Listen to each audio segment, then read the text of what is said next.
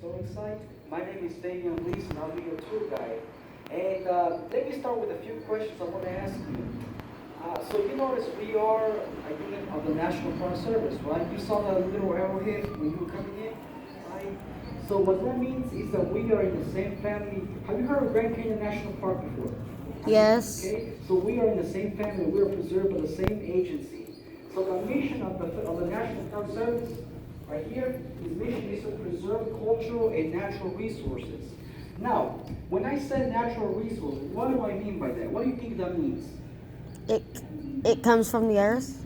I'm sorry? It comes from the earth. It comes from the earth, right? Yeah, that's a good way of putting it. Yes. What about cultural? Have you heard of that word before? Yes, you have, right? Well, culturally, there are several examples. One of them is where historical events took place. So, for example, here in this site, we fall under the category of a cultural resource.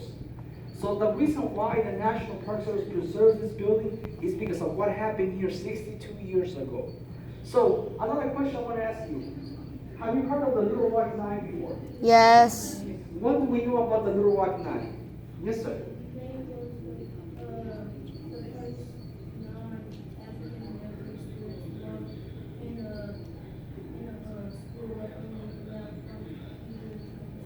That's right, that's a really good answer. So yes, they were the first 9 young African American students that attended Central High School in 1957. Now, do you see Central High School over there in the corner? Yes, sir. That school was first opened in the year 1927. Okay? The school is approximately 600,000 square foot. That's how big the entire high school is. And we were told that it was designed to handle a capacity of 3,000 students. So that's how many kids can go in there at Central High School.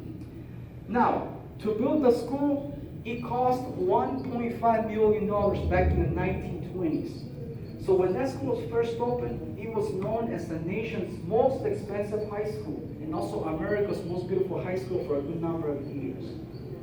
The school was also the symbol of excellence, the best quality of high school education, the best opportunities in this region was being offered at Central High School. Okay? But once again, if you were a student, if you were an African American student, were you allowed to go to Central High? No. No, right? So the Little Rock Nine, they say, you know what? We deserve the same equal opportunities. We should have the right to go to Central High School. Okay? So now, let's also very quickly compare the quality of education between an African American school and Central High School. Let's say, you were taking a science class at Central High. Sometimes in science, you have to dissect an animal, right, in order to study the internal organs.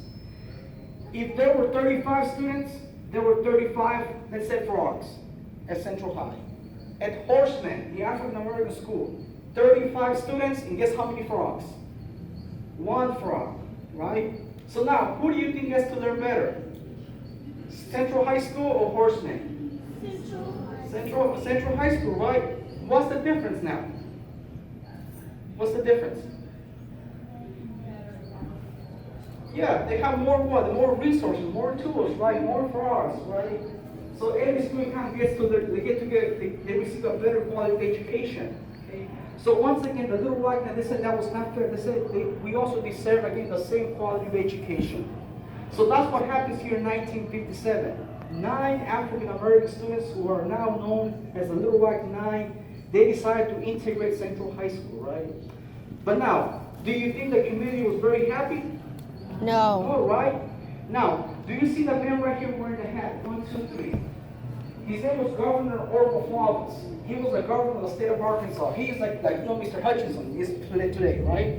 So that was him. He was the governor of Arkansas. What he did, he brought the Arkansas National Guard in order to keep the African American students away from Central High School. Okay? But now here's one thing that's very interesting. 3 years before the crisis, in 1957, in 1954, the Supreme Court, the highest court in the nation, declared that the doctrine of separate but equal in public schools was no longer, they put it this way, it was unconstitutional. Okay, it was now going against the law, right? So African American schools in white high schools, public schools, they had to integrate so students could receive the same equal quality of education. So when Governor Faubus brought the Arkansas National Guard, he was directly challenging the Supreme Court decision made 3 years earlier. Okay? So there's a very important picture I want to show you. Members of one of the Little White Nine. So I tell you what, I'm just going to pass around this brochure. You just pass it around, and I want you to focus on this picture right here. Okay. So again, as I was telling you, right? They were the first ones to integrate Central High School, and that picture I'm showing you right now, that's a very, very iconic picture. I'll tell you what, give me 20 seconds, let me go get some more.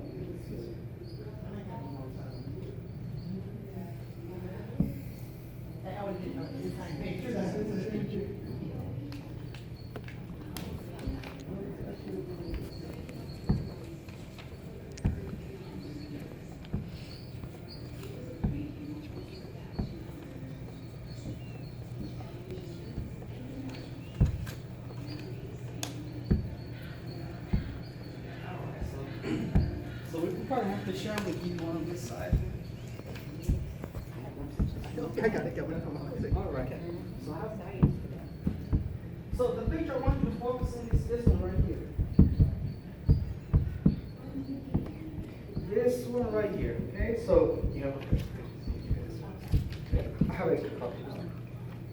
So that's the picture I want you to focus. So again, that famous picture was captured right in front of Central High School on the first attempt, or the day when the Little White Nine made the first attempt to go to Central High, right? And this was on September 4th of 1957. So let me give you like the historical background of this picture. So Elizabeth Decker, the young lady wearing the dark glasses, okay, she is actually one of the Little White Nine. So on the first morning, she came here by herself. Okay, she was here at Central High School by herself. And the reason why she was here by herself is because her other classmates, they were having a meeting with their mentor. Daisy Bates, that was her name. But that meeting was taking place somewhere else, not here at Central High. Well, she thought, well, maybe my classmates are already waiting for me. So she took the city bus, and she gets up on 4th Street, which is like maybe 2 blocks away from here. So she started to walk by herself. Okay? And she mentions that on that morning, she was very, very happy and very excited. Why? Well, this was going to be her first time, it will be her first time attending Central High School. And it had been one of her dreams to attend that beautiful looking high school. Okay? So this was her chance. So as she was walking by herself, she says that before she got closer to the building, she notices that the high school was already surrounded by soldiers. Who were these soldiers? This was the Arkansas National Guard. So Ms. Ecker mentions that when she first saw the guards, she thought that they were here to protect her.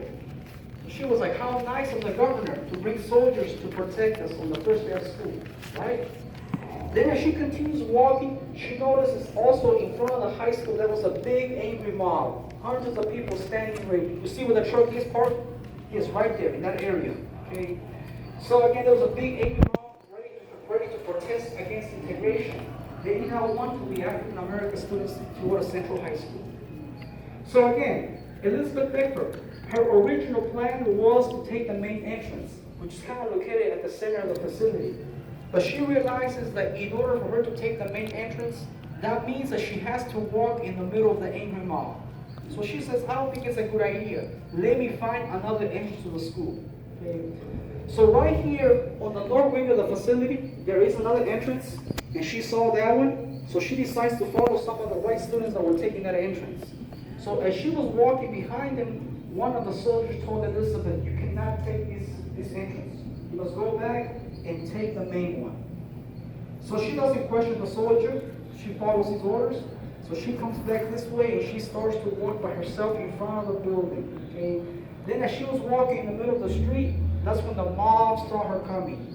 And as you can see in this picture, they started following her. They started calling her all kinds of hateful names. Here comes one of them. Go home. You don't belong in here. And they started chanting 2, 4, 6, we don't want to integrate. And they just started calling her all kinds of bad names. Okay. Now, to make it even worse, just to give you an idea of how bad they were treating her, some of the mob members even started spitting at her. So just imagine this, right? They spit at your shoulders. You see the beautiful dress she was wearing on that morning?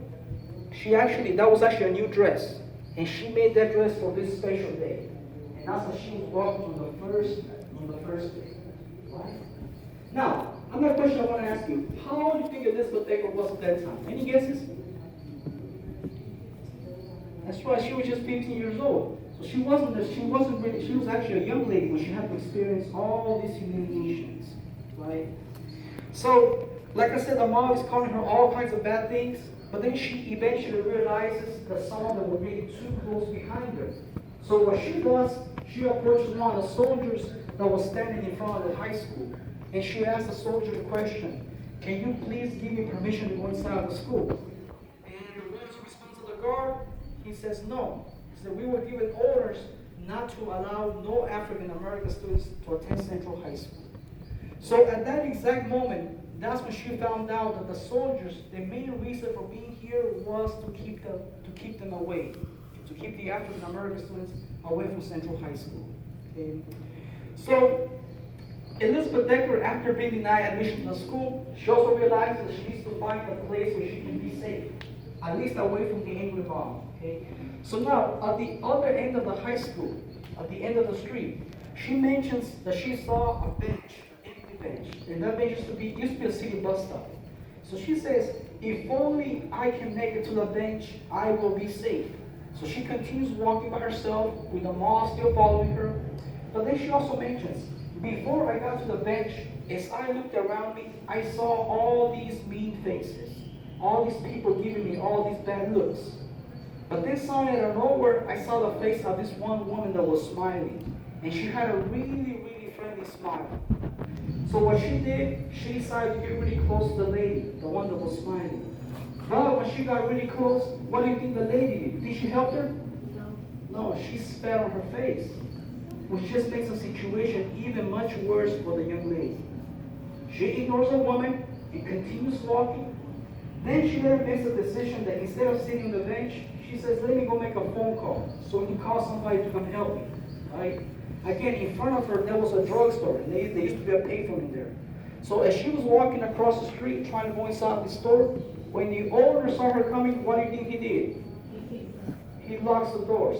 Told her, "Go somewhere else, we don't want you here either." So she decides to walk back, and she just sat on the bench for a couple of minutes.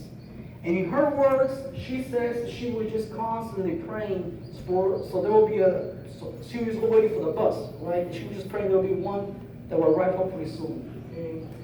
So several minutes later, there is the bus that got here. She gets in the vehicle and she left Central High School.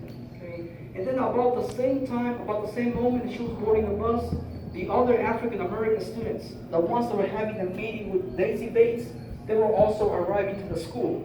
But again, they were all denied admission by the Arkansas National Guard and by the angry mob.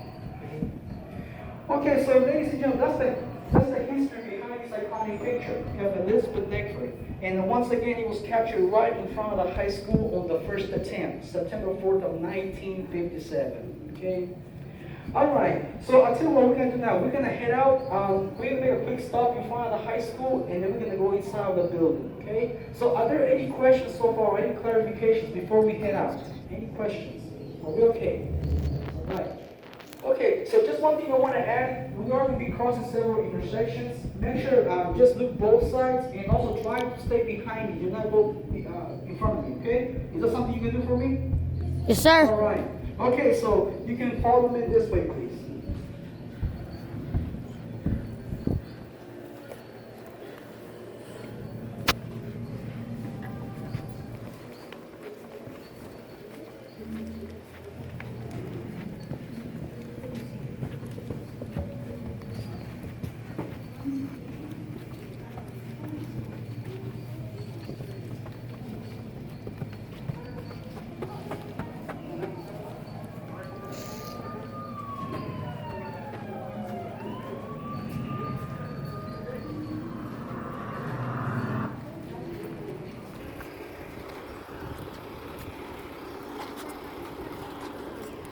I didn't welcome y'all to the video.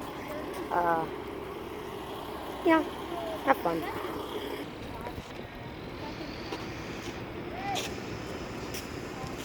I don't get what that is. You got it? Okay.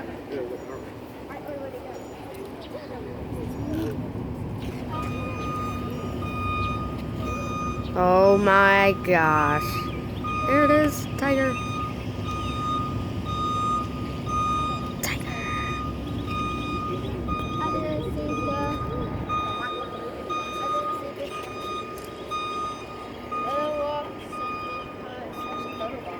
Okay, so let me just have your attention for a couple of seconds. So here, right here, like I was telling you earlier, this high school was officially opened in the year 1927. And do you remember the cost? 1 million. Million, yes, $1.5 million to build a high school, right? So, also one thing I want to point out, as you can see, there are 4 statues hanging at the main entrance. Every statue represents one concept. For example, the one all the way to my right on this side represents preparation, then later opportunity, personality, and ambition. Okay, those 4 statues right there. And also around the water, there are 10 benches, and every bench has the name of one of the Little Rock Nine, and the 10th bench is in honor of the past and present and future students. Okay? And this picture I was showing you a couple of minutes ago, this is the Becker. Once again, this famous picture was captured around this area 62 years ago. Okay? So 12th Street, where she got off from the bus, is like 3 blocks away from here. So she gets off from 12th Street and she starts to walk by herself all the way to the other end. Stop sign on my left. It's on the street. You see it? Right next to it, that's where the bench used to be, where she was waiting for the bus. And then the red colored building, that was the drugstore she tried to go in to use the payphone. Right there on that corner. Okay, so we are going to go inside the high school, and just as a reminder, no pictures inside of the facility. You can take as many as you want outside, but just no pictures in there, okay? Alright, so you can follow me this way.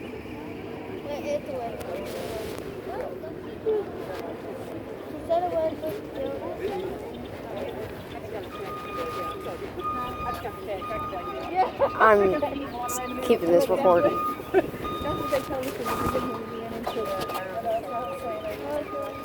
Yeah, I was like,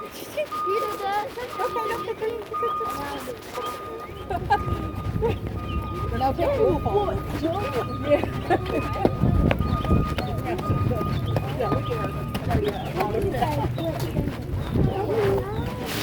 I'll update y'all. See you guys in the next video, which is probably gonna be in like an hour. Bye.